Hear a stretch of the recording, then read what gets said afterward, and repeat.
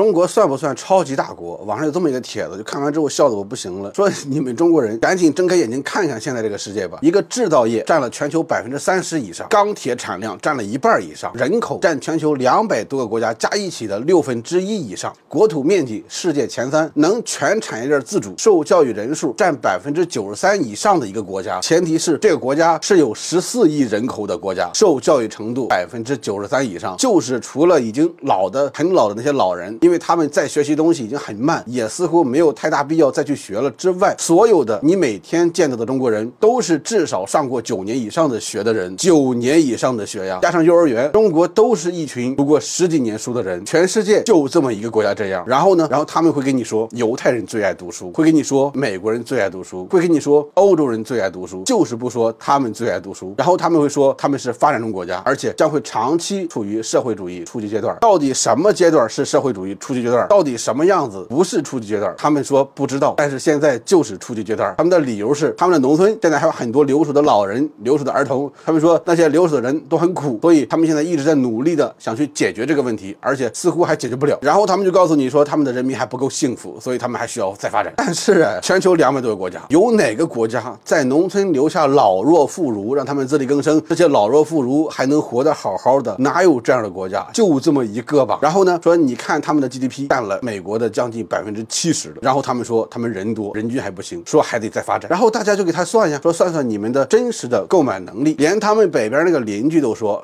他们的实际购买力已经是美国的2倍了。然后他们说那个算法不对，可是美国那个算法对吗？美国那个算法有时候连贩毒都能算到 GDP 里去，贩毒都能去收税，而他们家连房租、租房这种事儿都不往里算，你说谁的算法不对？然后你跟他提经济的时候呢，他们会告诉你说还是美国厉害，因为美国有那么多的航母。那他咋不说美国的11艘航母都是上个世纪造完的，现在都排着队等退休呢？能用的就那么2、3艘，还得上半年修，下半年收，是真修？还有他们说他们的战斗机不够先进，他们要发展，他咋不看看他那6代机都飞天了，连美国都还没有那玩意儿呢？还有他们的导弹，这么多年，我们就感觉他们家就整天就喜欢练那个投掷，就啥玩意儿都喜欢扔出去看看威力大不大。就像大家都还在讨论5马赫的速度的高超音速导弹有多快的时候，他们弄出来的末端超10马赫的鹰击21，然后呢，竟然在他们的055上装了100多枚，他要干啥？本来那玩意儿就没人拦得住的东西，装那么多，他到底要干啥？然后你问他要干啥，他会告诉你，他还是一个发展中国家，他还需要发展。还有他们家特别喜欢研究那个月亮，就整天研究那个月亮。他没看到美国那俩宇航员还在天上飘着呢吗？下不来了吗？他们不管，他们要研究月亮。还有呢，他们也天天说自己的文化传播太弱了，太需要发展了。他们为啥不看看他们的体育？哪次奥运会不是前2名？他们那个网络公司现在都逼得美国总统都开始耍无赖了。他们申请的非物质遗产一年比一年多。最关键的是，你不觉得他们看待世界的角度和很多外国人不一样吗？他们可以跟美国人去聊川普、聊拜登，这不奇怪。但是他们竟然也能跟巴西人聊巴西人的总统，跟委内瑞拉人去聊他们的总统，这很奇怪。因为这跟那些连珍珠港是谁炸的都搞不清楚的美国人比，到底谁的文化弱，到底谁没文化？然后呢，他们会说他们的科技还不好，需要发展。可你知道德国人怎么看他们吗？德国人说他们是跟美国一起的唯一的力量强，唯一一个能跟美国掰手腕的强权国家。但是你一提强权，他们会告诉你这个强权他们不认，而且他们也是 AI 时代唯一能上牌桌当选手而不是当菜的国家，也是一个特斯拉没卷死油车却被他们把油车给卷个半死的国家。然后他们还说他们没有朋友，谁有朋友呀？他们没看到川普已经大刀砍向加拿大了吗？他们没看到川普的大手已经掐住了欧洲的脖子了吗？他们别说他们没有朋友，谁也没有朋友。然后他们说他们的政治影响力还太小，还需要发展。可去年中东那边打仗的时候，鸡飞狗跳，乱糟糟，而他们家开万国大会，一片祥和。到底谁的影响力小？到底谁是发展中国家？到底咋样算发展中国家？